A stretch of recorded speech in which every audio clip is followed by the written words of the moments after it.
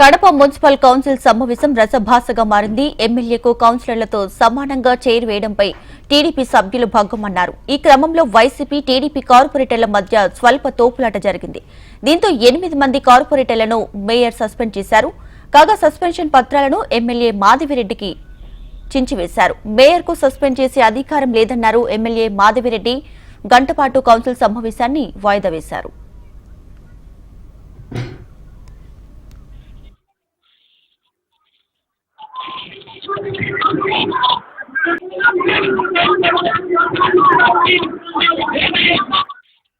Right. Kadapa municipal council సమావేశం రసభాసగా మారింది. దీంతో సభనైతే గంటపాటు వాయిదా వేశారు. దీనికి సంబంధించి పూర్తి డీటెయిల్స్ మా ప్రతినిధి ప్రవీణ్ ఫోన్ లో అందిస్తారు. ప్రవీణ్, కడప మున్సిపల్ కౌన్సిల్ సమావేశం ఉదయం నుంచి కూడా గందరగోళానికి దారితీసింది. ఏదైతే గతంలో ఉన్నటువంటి ఆనవాయితీ ప్రకారం ఎమ్మెల్యేకు మేయర్ పక్కన సీటు వేసే సాంప్రదాయం వస్తుంది. అయితే గత సమావేశం వరకు కూడా ఎమ్మెల్యేకు మేయర్ పక్కన సీటు వేస్తూ కౌన్సిల్ సమావేశం జరిగాయి. ఈ సమావేశంలో పర్టికులర్ గా టీడీపీ ఎమ్మెల్యే కావడం, అదేవిధంగా మేయర్ వైసీపీకి సంబంధించిన సురేష్ కావడంతో ఎమ్మెల్యేకు ఒక ఎక్సెప్టివ్ సభ్యురాలుగా మాత్రమే ఆమె అందరితో పాటు సభ్యులతో పాటు ఆమె కింద కూర్చోాలని చెప్పి మేయర్ యొక్క విచక్షణ అధికారాలతో ఆమె సీటు కింద వేయించడం ఈ వివాదానికి కారణమైంది. ఉదయం నుంచి కూడా ఇదే అంశం మీద కార్పొరేషన్ కౌన్సిల్ సమావేశంలో గొడవ దారితీసింది. ఓవైపు ఎమ్మెల్యే ఉదయం సమావేశానికి పెద్ద ఎత్తున తన అనుచరులతో పాటు కలిసి రావడం, అదేవిధంగా లోపలికి టీడీపీ కార్పొరేటర్లతో కలిసి రావడం, ఒకసారిగా ప్లాకార్లతో లోపలికి వచ్చారు. మేయర్ చైర్ పక్కన ఎమ్మెల్యే నిల్చోవడం, అదేవిధంగా ఆమె వెనక కార్పొరేటర్లందరూ కూడా ఎమ్మెల్యేకి సీటు వేయాలంటూ నినాదాలు చేయడం, మహిళ అంటే చిన్న చూపు అంటూ మేయర్ యొక్క తీరును తప్పుపడుతూ ఆందోళనకు దిగడం, అదేవిధంగా వైసీపీ కార్పొరేటర్లు మరోవైపు కౌన్సిల్ సమావేశం ఎజెండా ప్రారంభం కావాలని చెప్పి మేయర్కి అటువైపు నిల్చొని ఇద్దరు కూడా మేయర్ పోడియం పైకెక్కి ఇద్దరు కూడా ఆందోళనకు దిగడంతో సమావేశం ఉదయం నుంచి కూడా గందరగోళంగా మారింది. చాలాసేపు మేయర్ తో పాటు అదేవిధంగా వైసీపీ కౌన్సిల్ తో పాటు ఎమ్మెల్యే వాదనకు దిగారు. ఓ సందర్భంలో ఇరు వర్గాల మధ్య తోపులాట కూడా జరిగింది. అయితే అధికారులు మాత్రం మేయర్ యొక్క సూచనల మేరకే కింద కుర్చీ వేసామని చెప్తున్నప్పటికీ కూడా గతంలో వస్తున్నటువంటి సాంప్రదాయాన్ని కొనసాగించాలని చెప్పి టీడీపీ వర్గాలు పట్టుబడడంతో వైపు ఎమ్మెల్యే వాదనకు దిగడంతో సమావేశం తాజాగా కొద్దిసేపు క్రితమే సమావేశాన్ని ఒక గంట పాటు వాయిదా వేయడం జరిగింది. తిరిగి వాయిదా అనంతరం సమావేశం ప్రారంభమయ్యే అవకాశం ఉంది. అయితే ఇదే పరిస్థితిలో కొనసాగితే మాత్రం సమావేశం జరిగే అవకాశాల్లో ఇప్పటి వరకు కూడా ఎజెండా ప్రారంభించకపోవడంతో ఇప్పటి వరకు కూడా సమావేశం ప్రారంభం కానట్లేని టీడీపీ వర్గాలు చెప్తున్నాయి. ఓవైపు ఎట్టి పరిస్థితుల్లో ఎమ్మెల్యేకు పైన చేరేస్తే కానీ సమావేశం జరిగించే అవకాశం ఉందని చెప్పి టీడీపీ వర్గాలు చెప్తున్నాయి. Right Praveen, thank you.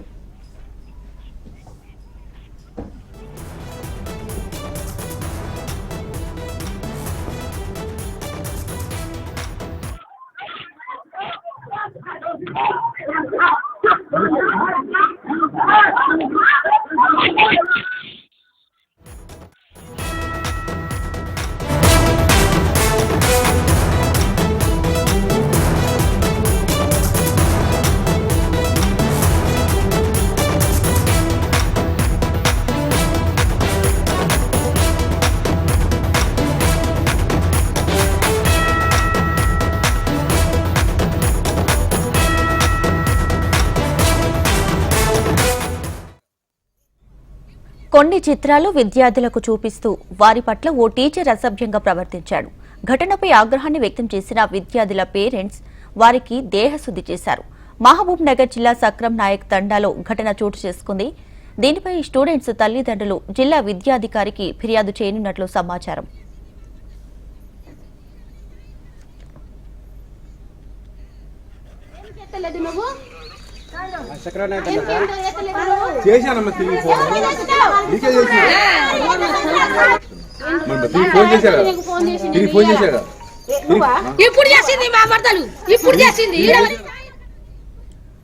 School విద్యార్థుల పట్ల అసభ్యంగా ప్రవర్తించిన ఓ టీచర్ను వారి తల్లిదండ్రులు దేహశుద్ధి చేసినటువంటి ఘటన మహబూబ్ నగర్ జిల్లా సక్రం నాయక్ తండాలో చోటు చేసుకుంది. దీనికి సంబంధించి పూర్తి డీటెయిల్స్ మా ప్రతినిధి అనిల్ కుమార్ ఫోన్ లో అందిస్తారు. అనిల్, దీపిక మహబూబాబాద్ జిల్లా సీరోల్ మండలం సక్రం నాయక్ తండాలో ప్రాథమిక పాఠశాలలో విద్యార్థుల పైన ఒక ఉపాధ్యాయుడు వికృత చేష్టలతో పాల్పడ్డారు. ఈ విషయాన్ని విద్యార్థులు తమ పేరెంట్స్ చెప్పడంతో పేరెంట్స్ వచ్చి శ్రీనివాస్ అనే ఉపాధ్యాయుడిని చిత్ర పడడం జరిగింది. ప్రస్తుతానికైతే జిల్లా విద్యాశాఖ అధికారులు అతన్ని అదుపులోకి తీసుకోవడం జరిగింది. సెల్ ఫోన్ లో విద్యార్థులకు అశ్లీలకరమైనటువంటి వీడియోలను చూపెట్టి వాళ్ళను వేధిస్తున్నాడని చెప్పేసి విద్యార్థులు తమ పేరెంట్స్ చెప్పలేదు. ముగ్గురు విద్యార్థులకు విజయకరాలు చూపెట్టడంతో శ్రీనివాస్ అయితే విద్యాశాఖ అధికారులు జిల్లా కేంద్రానికి తీసుకెళ్లడం జరిగింది. మైబాద్ కొద్దిసేపటి క్రితమే సీరోల్ మండలంలో పనిచేస్తున్న శ్రీనివాస్ ను జిల్లా విద్యాశాఖ అధికారి రవీందర్ రెడ్డి సస్పెండ్ చేస్తూ ఉత్తర్వులు కూడా జారీ చేయడం జరిగింది. ప్రస్తుతానికైతే పోలీసులకు ఫిర్యాదు చేయడానికి విద్యార్థుల తల్లిదండ్రులు అయితే సీరోల్ పోలీస్ స్టేషన్ మీద వెళ్లడం జరిగింది. Right Anil, thank you.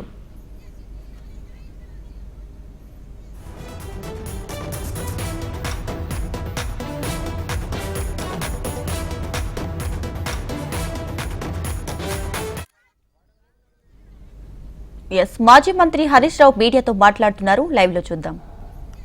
డబ్బులు తప్పకుండా ఇవ్వాలని బీఆర్ఎస్ పార్టీ డిమాండ్ చేస్తుంది.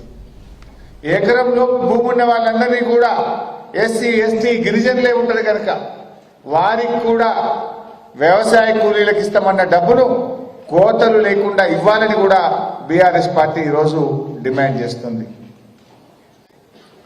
ముఖ్యంగా రైతు బంధు ఎలాంటి కోతలు లేకుండా వ్యవసాయ ఉత్పత్తులు పెరగాలి, వ్యవసాయ రంగం బాగుపడాలి, స్వయం సమృద్ధిని సాధించాలని కేసీఆర్ గారు కోతలు లేకుండా రైతు బంధు ఇచ్చింది. తిండి పెట్టే రైతులకు తొండి చేసి పైసలు ఎగ్గొట్టే పని రేవంత్ రెడ్డి చేస్తుంది. కేసీఆర్ ఏమో తిండి పెట్టే రైతులకు ఎట్లన్నా ₹1 పోవాలి, వాళ్ళకి ఎంత ఇచ్చినా తక్కువే కేసీఆర్ అనుకున్నాడు. కానీ తొండి చేసి తిండి పెట్టే రైతులకు ఎట్లా ఎగ్గొట్టాలని రేవంత్ రెడ్డి చూస్తున్నాడు. ఇది కేసీఆర్ కు రేవంత్ రెడ్డి గారికి ఉన్నటువంటి తేడా. ఇలా రైతుల బతుకులు మార్చేందుకు కేసీఆర్ గారు రైతు బంధును ప్రారంభిస్తే ఆ రైతు బంధును బొందబెట్టే కుట్ర చేస్తున్నాడు రేవంత్ రెడ్డి. ఇలా రైతులందరూ కూడా మేల్కొనాలి, రైతులందరూ కూడా ఎక్కడికక్కడ కాంగ్రెస్ పార్టీ మంత్రులను ఎమ్మెల్యేలను నిలదీయాలని చెప్పి బీఆర్ఎస్ పార్టీ పిలుపునిస్తా ఉంది. ఆ ఊర్లలో ఉండే కాంగ్రెస్ నాయకులను, మండలాల్లో ఉండే కాంగ్రెస్ నాయకులను, పెద్ద పెద్ద కార్లు వేసుకొని వచ్చే కాంగ్రెస్ నాయకులను ఎక్కడికక్కడ నిలదీయాలి.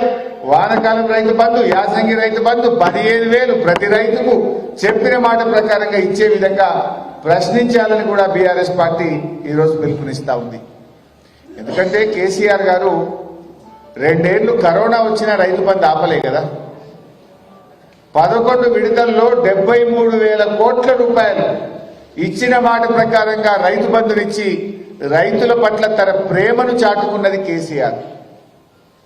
కానీ రైతు బంధును బొందబెట్టి రైతుల ఉసురు పోసుకున్నాడు రేవంత్ రెడ్డి.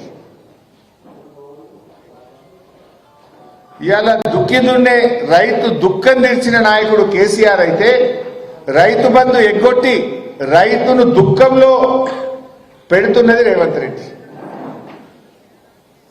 ఇవాళ రైతులు కూడా ఆలోచించాలి. ఏ ఒక్క హామీ అమలు చేయలేదు.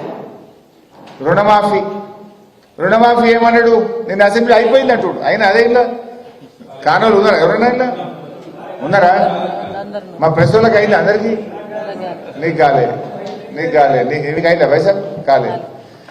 మీకు కానోళ్ళు ఉన్నారా ప్రెస్లో? మీకు కూడా కాలేదు. నేనేమన్నాడు, అసెంబ్లీ అయిపోయింది రుణమాఫీ అంటూ అయ్యేపోయింది అంటుండే.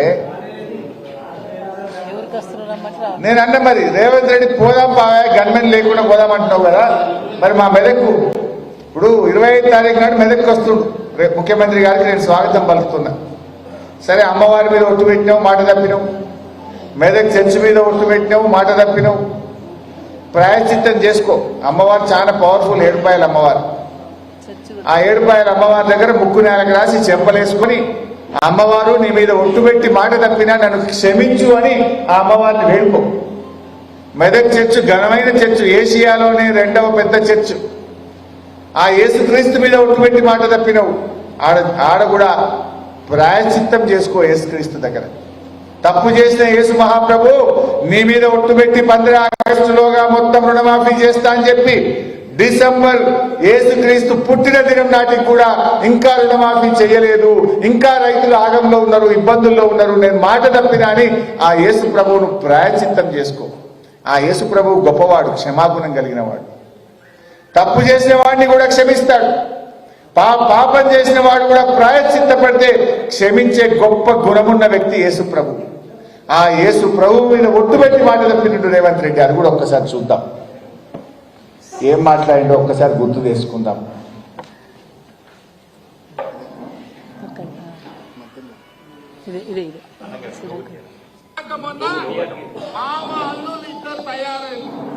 రైతు రుణమాఫీ చేస్తామని నేను ఈ వేదిక మీద నుంచి తెలంగాణ రాష్ట్ర రైతాంగానికి మెదకు చర్చి సాక్షిగా 7 రూపాయల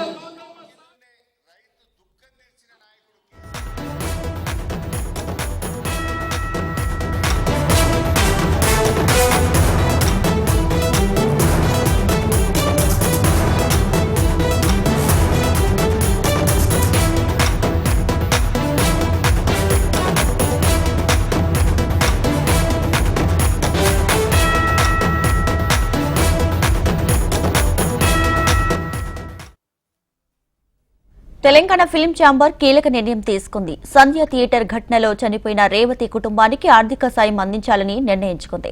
ఇందుకోసం విరాళాల సేకరణ చేపట్టేందుకు సిద్దమవుతుంది. హైదరాబాద్ ఫిల్మ్ నగర్లోని ఫిల్మ్ ఛాంబర్లో సినీ ప్రముఖులు భేటీ అయ్యారు. సినిమా ఇండస్ట్రీలో తాజా పరిణామాలపై చర్చించారు. అలాగే అసెంబ్లీలో సీఎం రేవంత్ వ్యాఖ్యలపై ఈ భేటీలో తెలంగాణ ఫిల్మ్ ఛాంబర్ సభ్యులు చర్చించినట్లు సమాచారం.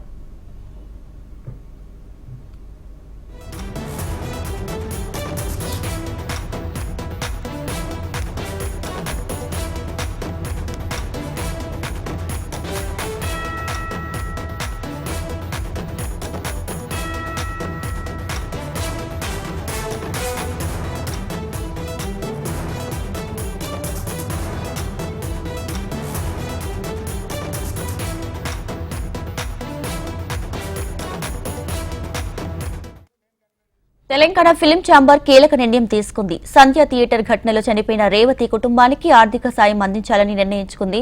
ఇందుకోసం విరాళాల సేకరణ చేపట్టేందుకు సిద్దమవుతోంది. హైదరాబాద్ ఫిల్మ్ నగర్లోని ఫిల్మ్ ఛాంబర్లో సినీ ప్రముఖులు భేటీ అయ్యారు. సినిమా ఇండస్ట్రీలో తాజా పరిణామాలపై చర్చించారు. అలాగే అసెంబ్లీలో సీఎం రేవంత్ వ్యాఖ్యలపై ఈ భేటీలో తెలంగాణ ఫిల్మ్ ఛాంబర్ సభ్యులు చర్చించినట్లు సమాచారం.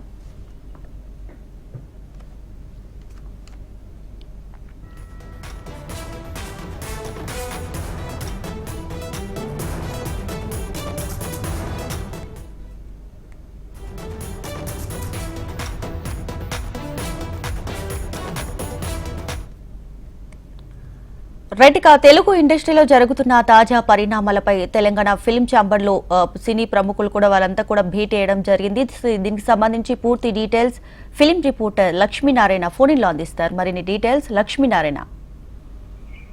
దీపిక, తెలుగు సినిమా ఇండస్ట్రీలో ఇటీవల జరుగుతున్న పరిణామాలు, అసెంబ్లీలో ముఖ్యమంత్రి రేవంత్ రెడ్డి మాట్లాడిన వ్యాఖ్యలు, తెలుగు సినిమా ఇండస్ట్రీకి సంబంధించి టికెట్ల ధరలు పెంచడంతో పాటు బెనిఫిషియర్లకు సంబంధించిన వ్యవహారం మొత్తం మీద చర్చ చేయడానికి Telangana film chamber of commerce వాళ్ళు సమావేశం పెట్టారు. ఒక పక్క ముఖ్యమంత్రి స్పష్టంగా చెప్పడం జరిగింది, అసెంబ్లీలో టికెట్ రేట్లు పెంచే ప్రసక్తి లేదు, బెనిఫిషియర్లకు అనుమతులు ఇచ్చే ప్రసక్తి లేదని చెప్పిన నేపథ్యంలో ఆంధ్రప్రదేశ్ ప్రభుత్వం కూడా ఒక సెక్యూరిటీగా టికెట్ల ధరలు ఉండాలని కూడా ఆలోచన చేస్తున్నట్టు తెలుస్తోంది. రాబోయే సంక్రాంతికి తెలుగు సినిమా ఇండస్ట్రీకి పెద్ద పండుగ, అందరూ కూడా లాభపడాలి అనుకుంటే ఆ సంక్రాంతికి ఒకటే టార్గెట్ పెట్టుకుంటారు. సంక్రాంతికి గేమ్ చేంజర్ తో పాటు బాలకృష్ణ సినిమా, వెంకటేష్ సినిమా కూడా పెద్ద సినిమాలన్నీ పెద్ద హీరోల సినిమాలు రిలీజ్ అవుతున్న నేపథ్యంలో టికెట్లు కనుక పెంచకపోతే, బెనిఫిట్స్లకు అనుమతులు ఇవ్వకపోతే పెద్ద ఎత్తున నష్టాలు వచ్చే అవకాశం ఉందని కూడా తెలుగు సినిమా ఇండస్ట్రీ భావిస్తున్న నేపథ్యంలో ఇవాళ Telangana film chamber of commerce వాళ్ళు చర్చిస్తున్నారు. మరికొద్ది సేపట్లో మీడియా సమావేశం కూడా ఏర్పాటు చేశారు. ఏం నిర్ణయం తీసుకోబోతున్నారు? తెలంగాణ ఛాంబర్ లో అంటే ప్రధానంగా దీంట్లో డిస్ట్రిబ్యూటర్లు ఎక్కువ మంది ఉంటారు, థియేటర్ ఓనర్స్ ఎక్కువ మంది ఉంటారు. ఇందులో వీళ్ళందరూ కూడా ఏ నిర్ణయం తీసుకుంటారు అనేది వేచి చూడాల్సిన పరిస్థితి ఏర్పడుతుంది. Deepika. Right Lakshminarayana, thank you.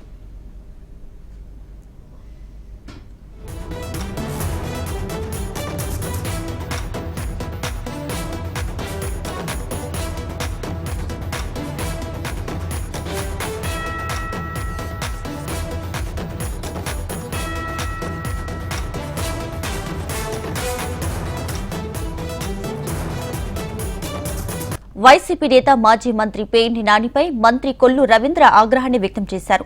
పేదల బియ్యాన్ని పేర్ని నాని బొక్కేశారని ఆరోపించారు. రేషన్ బియ్యం మాయం కేసులో నాని అడ్రస్ లేకుండా పారిపోయారన్నారు.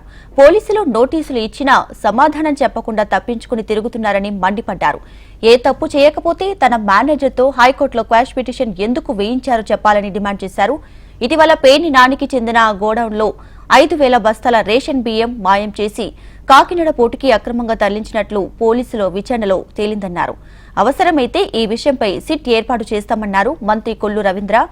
నీతి కబుర్లు చెప్పే పేర్ని నాని తేలుకుట్టిన దొంగలా వ్యవహరిస్తున్నారని మండిపడ్డారు.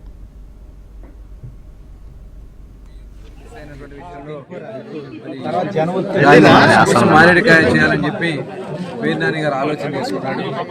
ఆ రోజున వచ్చి ఎమ్మెల్యేని మాజీ మంత్రులు కూడా ఇంటికి పిలిపించుకుని ఇది రాజకీయంగా జరిగినటువంటి విషయంగా ప్రయత్నం చేశారు. ఎక్కడ కూడా వాళ్ళు 5,000 బస్తా ప్రాథమికంగా వచ్చిన ప్రకారం 5,000 బస్తా మిస్ అయింది. ఎక్కడికి వెళ్ళింది 5,000 బస్తా? కాకినాడ పోర్టుకి వెళ్ళిందని చెప్పి ప్రాథమికంగా మాకున్నటువంటి సమాచారం. కాబట్టి దీన్ని ఇంకా లోతుగా విచారణ చేయాల్సినటువంటి అవసరం ఉంది. దానికోసం నా వంతుగా నేను కోరుకునేది అనేది ఇది సిట్కి ఎందుకంటే పీడిఎస్ బియ్యంకి సంబంధించినటువంటి స్కాముల పైన ఇవాళ మనం ఒక సిట్ వేసుకున్నాం కాబట్టి దీన్ని కూడా సిట్కి ఇస్తే పూర్తి వివరాలు బయటకు వస్తాయి. దాని మీద నేను అధికారులతో కూడా ఒకసారి డిస్కస్ చేసిన తర్వాత అవసరమైతే ఈ కేసు కూడా సిట్కి ట్రాన్స్ఫర్ చేయాల్సిన జరుగుతుంది. అయితే వాళ్ళు ఎవరైతే దీంట్లో పూర్తి సమాచారం తెలిసినటువంటి వ్యక్తి వాళ్ళ మేనేజర్గా ఉన్నటువంటి వ్యక్తిని తప్పించారు. అండర్ గ్రౌండ్ పంపించడమే కాకుండా వాళ్ళ హైకోర్టులో స్క్వాష్ పిటిషన్ వేశారు. అంటే అతన్ని తప్పిస్తే అతను కానీ దొరికితే పూర్తి సమాచారం ఎక్కడ ఎంత అయింది, ఏమైంది, ఎన్ని బియ్యాలు ఎక్కడికి వెళ్ళినాయి అనేది పూర్తిగా బయటకు వస్తాయని చెప్పి భయపడి వాళ్ళ అతన్ని అండర్ గ్రౌండ్ పెట్టించి స్క్వాష్ పిటిషన్తో తప్పించుకోవాలని ప్రయత్నం చేస్తున్నారు. మాజీ మంత్రి పేర్ని నాని ఫ్యామిలీపై రేషన్ బియ్యం అక్రమ రవాణాపై ఇప్పటికే కేసు నమోదు చేశామని కృష్ణా జిల్లా ఎస్పీ గంగాధర్ తెలియజేశారు. పేర్ని నానికి నోటీసులు ఇచ్చామని మరోసారి నోటీసులు ఇస్తామన్నారు. లోతైన విచారణ జరుగుతుందని రికార్డులతో పాటు సిపియు సీజ్ చేసి ఎఫ్ఎస్ఎల్ కు పంపామన్నారు. విచారణ పూర్తి చేసి త్వరలోనే కొలిక్కి తీసుకువస్తామని చెప్పారు. ఇక బియ్యం రవాణా కేసు విచారణపై అపోహలు చెందాల్సిన అవసరం లేదన్నారు జిల్లా ఎస్పీ. బఫర్ గోడౌన్లో జరిగినటువంటి అవకతవకలు అట్లాగే షార్టేజ్ విషయంలో మనం ఆల్రెడీ ఒక బందర్ రూరల్ పోలీస్ స్టేషన్లో ఒక కేసు రిజిస్టర్ చేయడం జరిగింది. దాంట్లో పోలీసులు తరోగా ఇన్వెస్టిగేషన్ చేస్తూ ఉన్నారు. దానికి సంబంధించి ఆ బియ్యం షార్టేజ్ ఎలా వచ్చింది, అవి ఎక్కడికి వెళ్ళినాయి అనే దాని మీద కూడా పూర్తి విచారణ చేస్తూ ఉన్నాము. అట్లాగే దానికి సంబంధించినటువంటి రికార్డ్స్ అట్లాగే అక్కడ ఉపయోగించినటువంటి సిపియు కూడా మేము సీజ్ చేయడం జరిగింది. దాన్ని ఎఫ్ఎస్ఎల్కి పంపడం జరిగింది. విశాఖపట్నంలోని సాగర్ మాల కన్వెన్షన్ లో ప్రధాని రోజ్గార్ మేళా నిర్వహించారు. వివిధ ప్రభుత్వ రంగ సంస్థల్లో ఉద్యోగాలు సాధించిన నిరుద్యోగ యువకులకు కేంద్ర మంత్రి రామ్మోహన్ రావు నియామక పత్రాలు అందజేశారు. కేంద్ర మంత్రితో పాటు విశాఖ ఎంపీ భారత్, ఉత్తర నియోజకవర్గ ఎమ్మెల్యే విష్ణుకుమార్ రాజు, సిఐఎస్ఎఫ్ ఉన్నతాధికారులు పాల్గొన్నారు.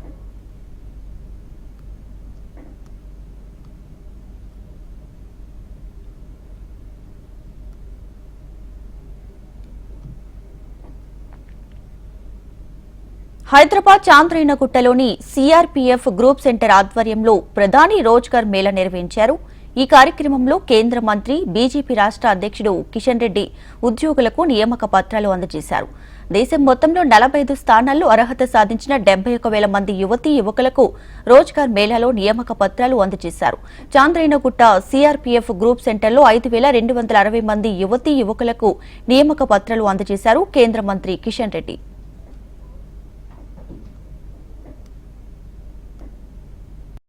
అనకాపల్లి జిల్లా పాయకరావుపేటలో సోమవారం తెల్లవారుజామున రైల్వే ఫ్లైఓవర్ బ్రిడ్జిపై నుంచి లారీ కింద పడింది. ఈ ప్రమాదంలో డ్రైవర్, క్లీనర్ కు గాయాలు కాగా తుని ఏరియా హాస్పిటల్ కు తరలించారు.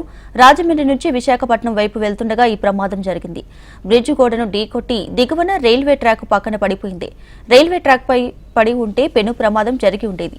డ్రైవర్ నిద్రమత్తు కారణంగా ఈ ప్రమాదం జరిగి ఉండొచ్చని స్థానికులు చెబుతున్నారు.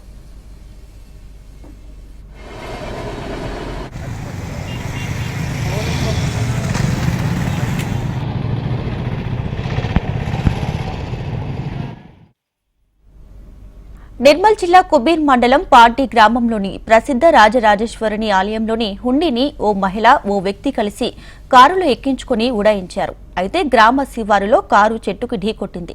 స్థానికులు గమనించి పోలీసులకు సమాచారం ఇచ్చారు. దీంతో అక్కడి నుంచి ఇద్దరు పరారయ్యారు. ఘటనా స్థలాన్ని పరిశీలించిన పోలీసులు 3 బృందాలుగా విడిపోయి గాలిస్తున్నారు.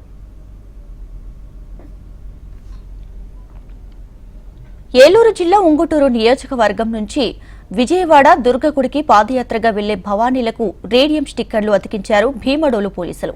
విజయవాడ దుర్గమ్మ దర్శనానికి కాలినడకన వెళ్తున్న భవానీలు ప్రయాణ సమయంలో జాగ్రత్తలు పాటిస్తూ అప్రమత్తంగా ఉండాలని భీమడోలు సీఐ యూజే విల్సన్ సూచించారు. ప్రయాణ సమయంలో తీసుకోవాల్సిన జాగ్రత్తలను వివరించారు. విజయవాడ కాలినడకన వెళ్లే భవానీ భక్తులు రాత్రి సమయంలో ప్రమాదాలకు గురవుతున్నారని, వారిని ప్రమాదాల నుంచి కాపాడేందుకు వాహన డ్రైవర్లకు భవానీల ఉనికి తెలిసే విధంగా రేడియం స్టిక్కర్లు అతికించడం జరిగిందన్నారు.